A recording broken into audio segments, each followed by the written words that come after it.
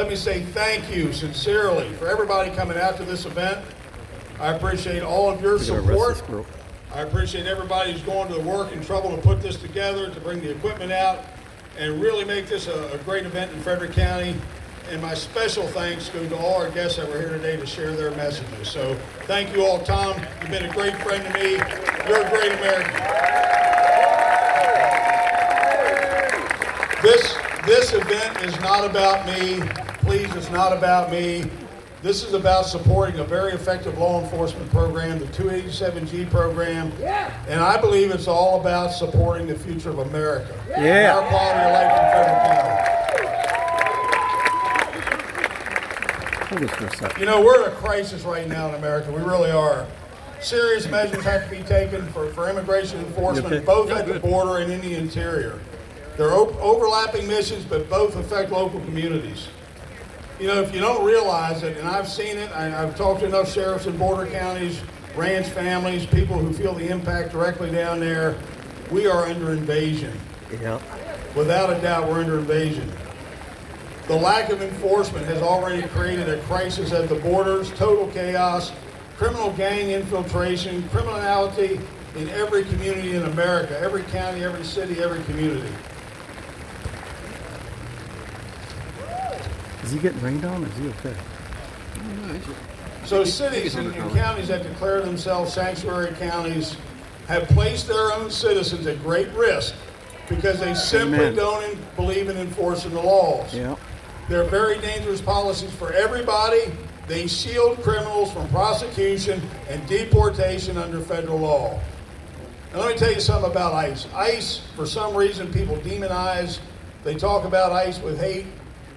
ICE are law enforcement people. They have a mission to do just like our local law enforcement. They're dedicated, hard-working agents who protect our borders and protect our interior. They have a job to do. So that public hostility and demonization has to end. It has to end in the streets of America. It has to end in Congress. And Tom does give them hell down there, I'll tell you that. You know, you've heard the message today from the angel moms, the angel families, and I'll tell you, it breaks my heart. I went down last week and had the privilege of being with them for a day, and just to hear their stories really strikes a chord. You really have to feel sad for every American that's the victim of a needless, senseless tragedy. You know, we're experiencing a level of violence nationwide that we've never seen before. And think about this, think about case after case from the West Coast to the East Coast. People who are brutally killed, the victim of violent murders and violent crimes by criminal gangs. And we allow this to continue, go on and on and on. In neighboring Montgomery County, just a few miles away, now declared a sanctuary county, talked about the 9 recent rapes of children, the majority of those by individuals and criminal aliens who were in this country illegally, who were in jail, and these rapes and sexual assaults did not have to happen. You've seen the commission of brutal violent crimes by criminal gangs, MS-13. In fact, Washington Post, if you can believe what the Washington Post says, last year, 67% increase in MS-13 gang crime in Montgomery County. So do you want that here in Frederick? I damn well don't. Do you want it here in Frederick? No! So my biggest concern is that those policies, just 10 miles south of us, will have an impact here in Frederick County, because believe me, criminal gangs and criminals don't know jurisdictional boundaries. They don't recognize county lines. They don't read the signs coming up 270. They're afraid of you. Yeah. So we have Prince George's County, we have Howard, Baltimore, Fairfax County, also jurisdictions with sanctuary policies. PG and Montgomery County are home to the largest populations of criminal gangs in this part of the country, folks. And I've had conversations with DEA and agents with the federal government who will tell you those criminals, gangs like Central Maryland. Well, guess what? They're not welcome above the county line. Mm-hmm. You know, Senator Huff talked about this. How many times how many times do other people have to go down to Annapolis every year and fight these sanctuary state bills that are going to jeopardize public safety and create again a sanctuary for criminal gangs and criminals? And let me tell you this, the opioid crisis that we're suffering here in Frederick County, the people that are dying here, this crisis is not the fault of big pharma or overprescribing opioids. It's the open border and sanctuary policies that have allowed the Mexican cartels and the narco terrorists to spread drugs and infuse drugs in our counties and our citizens from coast to coast, killing tens of thousands of Americans. And again, we've allowed this to happen. Frederick County, let's talk about right here at home. We are not a sanctuary county, and we are not going to become a sanctuary county. As much as some of these elected officials would love us to be, okay, or they pretend they want us to be, we're not going to be.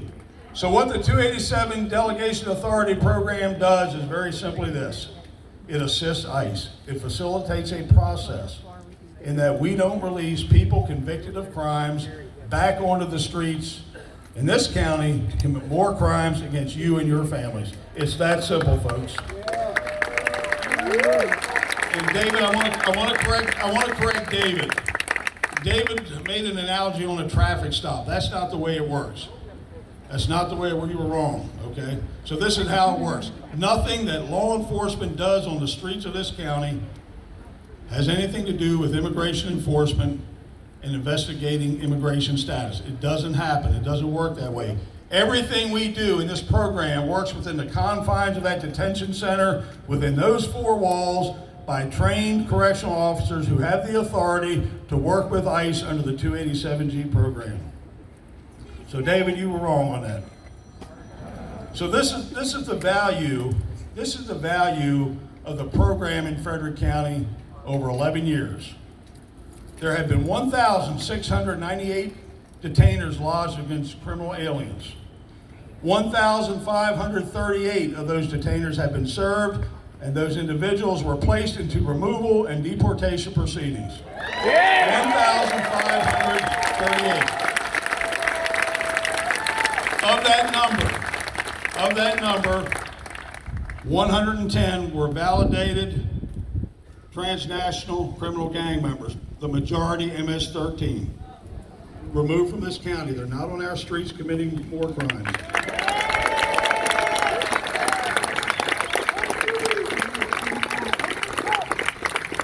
In Frederick County, 5 consecutive years, working on our 6th year now, consecutive years of reductions in serious Part 1 crimes.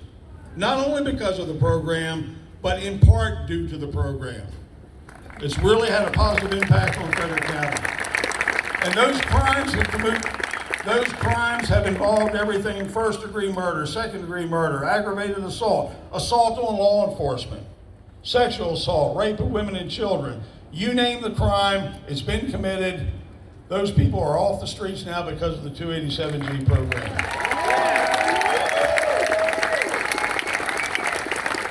And I'll also tell you this, because I get beat up all the time about this. As a brief note, there are prosecutorial discretion releases by ICE and by our people for humanitarian reasons when appropriate. Listen, we don't want people in the 287 program and in jail that don't need to be in jail and shouldn't be in jail. And there are protections in place for people who are victims of crimes and witnesses to certain crimes. So all that rhetoric, all that argument doesn't fly. People do report crimes in this county because they know those protections are there.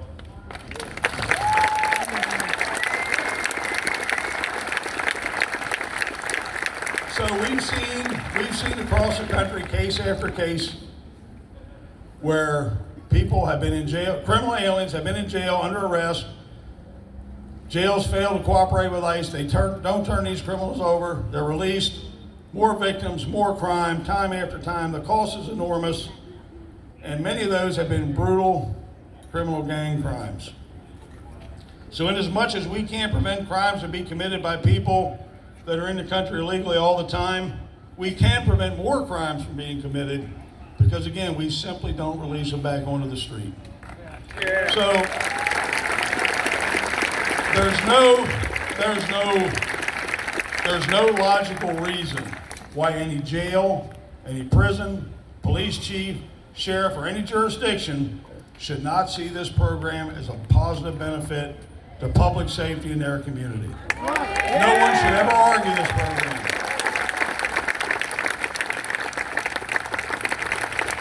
I would even go as far as to say, and Tom would agree with me, sanctuary cities and counties should be held civilly liable and even criminally liable for crime committed by illegal aliens to Americans.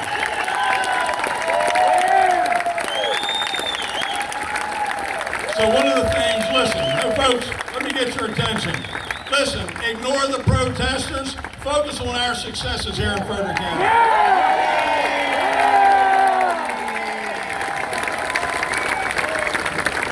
So let me explain. Hey, folks, let them go. Let them go.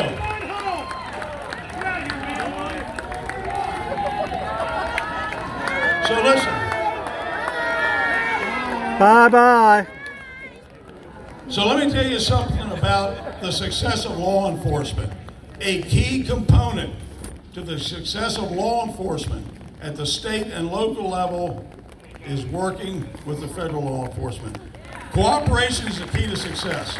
Every agency works with every agency across the board. So every police agency will hold someone on a detainer or a warrant from any other jurisdiction, any law enforcement agency, state-to-state fugitive warrants, but all of a sudden, when ICE is involved, it becomes a dirty word. Uh-oh, it got away. Let them go, let them go. So let's, all right, I'm back, Debbie.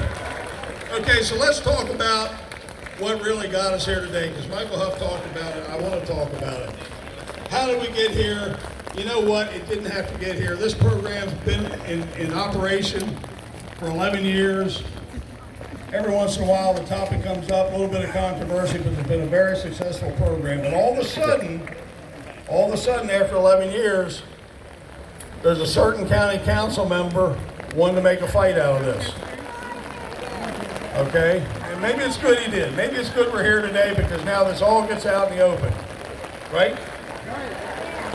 So it all started in a budget conversation, and I'll tell you who it was, Councilman Kai Hagan.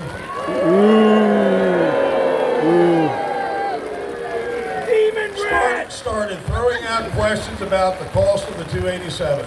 And as a matter of fact, as I sat there, I had the answers. So I fired the answers back.